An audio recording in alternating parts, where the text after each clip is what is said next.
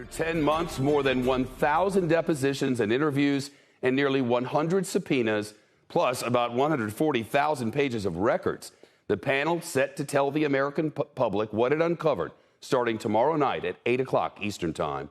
The committee has promised new evidence and new testimony from witnesses.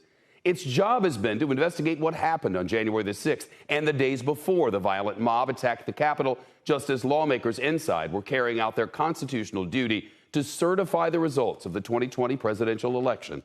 Today, Congressman Peter Aguilar, a Democrat who sits on the committee, outlined what the panel's goal is and is not.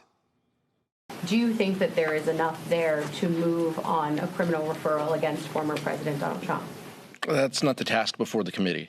So the task before the committee is to tell the truth and to find out what happened on January 6th. One level of accountability is in doing that work. There are other levels of accountability that are the Department of Justice's responsibility. Telling the truth, finding out what happened, top Republicans and allies of the former president do not see it that way. This committee is not about seeking the truth. It is a smear campaign against President Donald Trump, against Republican members of Congress, and against Trump voters across this country. The hearings to be televised and streamed across the major broadcast networks and cable networks, including this one, with one exception. Fox News Channel reports it'll stick with regular programming and only cover the hearings as news warrants. The hearings nearly 50 years after another American president tried to undermine democracy. Nixon and the Watergate scandal gave way to blockbuster televised Senate hearings. They laid out the break-in at the DNC headquarters and more, and what the president knew and when he knew it. When did you first begin planning the cover-up? Oh, I think there was no question that the cover-up began that Saturday when we realized it was a break-in. And after the extent of the cover-up was made public, Nixon would go on to resign in disgrace. According to Gallup, 71% of all Americans tuned in to the hearings at some point. A hard act to follow in these partisan times. For Perspective tonight, historian Michael Beschloss, NBC News contributor. Michael, 2022 is no 1973. How in many ways will this be different tomorrow? Well, in more ways than one, Shep. Glad to see you. 1973, if you were someone who watched TV, and I did, I was 17 years old that summer, 1973. There were basically three networks, NBC, ABC, CBS.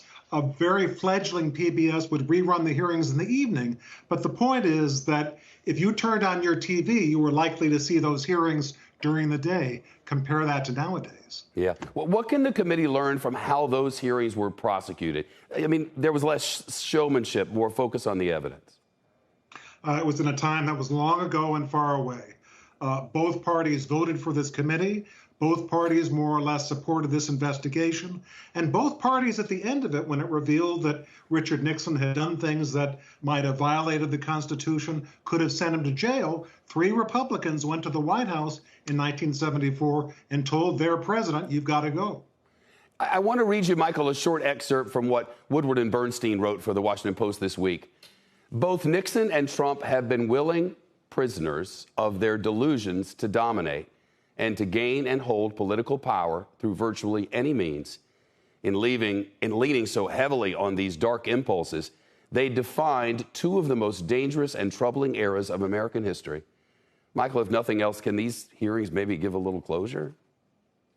I think they can give some closure, but if some of the things that are being suggested now actually happened, Richard Nixon is put in the shade by Donald Trump and his people. No president before Donald Trump tried to engineer a coup d'etat, if that's what this was, and an insurrection, attack on Congress and the Capitol in order to retain power, even though he was not elected. We don't have all the evidence on that. We won't at the end of tomorrow night, but if we watch, we'll get a little bit closer. I'm guessing the audience is not the far right, which has already made up its mind, or the far left, but those people in the middle who are maybe going, what is this? Or maybe who don't follow it as closely as maybe you and I do. Yeah, at best. In 1973, there were big conservative Nixon supporters who watched the mainstream media, which they largely do not now in many cases, supporters of President Trump, and they were persuaded that Richard Nixon had done things that they, as defenders of law and order, would not approve of. If Richard Nixon were guilty of the things he was accused of in 1973 and 1974 in the media universe of 2022, there's a good chance he would have gotten free. Michael Beschloss, thanks so much.